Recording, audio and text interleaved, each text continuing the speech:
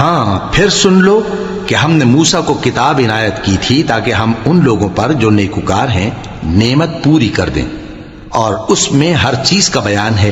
اور ہدایت ہے اور رحمت ہے، تاکہ ان کی امت کے لوگ اپنے پروردگار کے روبرو حاضر ہونے کا یقین کریں۔ اور اے کفر کرنے والو، یہ کتاب بھی ہم ہی نے اتاری ہے برکت والی، تو اس کی پیروی کرو اور اللہ سے ڈرو تاکہ تم پر مہربانی کی جائے۔ اور اس لیے اتاری ہے کہ تم یوں نہ کہو کہ ہم سے پہلے 2 ہی گروہوں پر کتابیں اتری ہیں اور ہم ان کے پڑھنے سے بے خبر تھے، یا یہ نہ کہو کہ اگر ہم پر بھی کتاب نازل ہوتی تو ہم ان لوگوں کی نسبت کہیں سیدھے رستے پر ہوتے۔